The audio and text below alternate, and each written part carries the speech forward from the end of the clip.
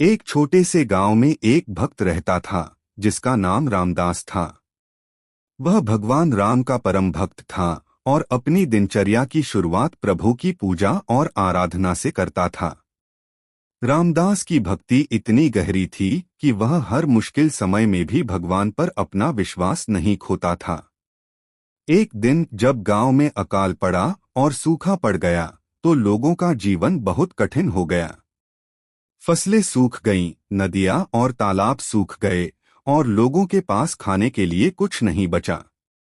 गांव के लोग परेशान थे और समझ नहीं पा रहे थे कि इस संकट से कैसे निपटा जाए। रामदास ने सोचा कि यह समय भगवान की शरण में जाने का है। उसने अपने घर के सामने एक छोटा सा मंदिर बनाया और भगवान राम की मूर्ति स्थापित की। वह दिन रात भगवान की पूजा करता, भजन गाता और उनसे प्रार्थना करता कि वे गांव को इस संकट से मुक्त करें। रामदास की भक्ति और श्रद्धा देखकर भगवान राम प्रसन्न हुए। उन्होंने रामदास के सामने प्रकट होने का निर्णय किया। एक दिन जब रामदास पूजा कर रहा था, भगवान राम उसके सामने प्रकट हुए। रामदास की आंखों से आंसू बहने लगे और उसने भगवान के चरणों में प्रणाम किया। भगवान राम ने रामदास से कहा, हे मेरे भक्त, मैं तुम्हारी भक्ति से प्रसन्न हूँ। तुम्हारी श्रद्धा और विश्वास ने मुझे यहाँ आने के लिए मजबूर किया है। तुम्हारी क्या इच्छा है? मैं तुम्हारी हर इच्छा पूरी करूँगा। रामदास ने भगवान राम से कहा, हे प्रभु, इस गांव के लोग बहुत परेशान हैं। सूखे ने उनकी फसलें नष्ट कर दी हैं और उनके पास खाने के लिए कुछ नहीं बचा है। मैं आपसे प्रार्थना करता हूं कि आप इस गांव को इस संकट से मुक्त करें। भगवान राम ने मुस्कुराते हुए कहा, हे रामदास, तुम्हारी भक्ति और विश्वास ने मुझे यहाँ आने के लिए मजबूर किया है। मैं इस गांव को इस संकट से मुक्त करने के लिए तैयार हूं, लेकिन तुम्हें मेरी एक शर्त माननी होगी। रामदास ने कहा, हे प्रभु, मैं आपकी हर शर्त मानने के लिए तैयार हूं। कृपया बताएं कि मुझे क्या करना होगा।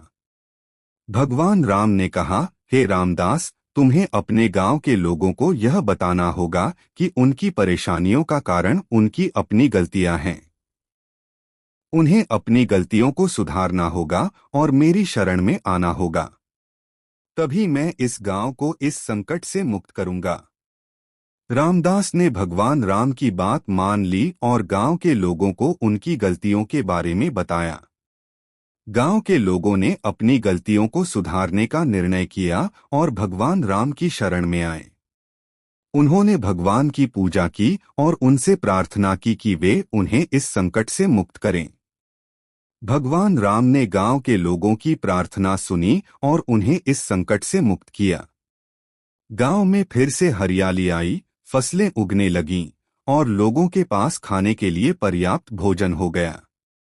गांव के लोगों ने भगवान राम का शुक्रिया अदा किया और उनकी भक्ति में लगे रहे। रामदास की भक्ति और भगवान राम की कृपा से गांव के लोगों का जीवन फिर से खुशहाल हो गया। रामदास ने भगवान राम की कृपा का अनुभव किया और उनकी भक्ति में और भी गहराई आई।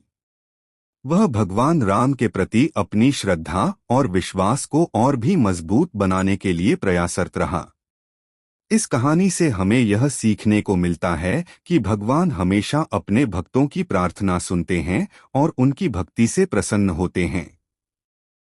लेकिन हमें भी अपनी गलतियों को सुधारना और भगवान की शरण में आना आवश्यक है।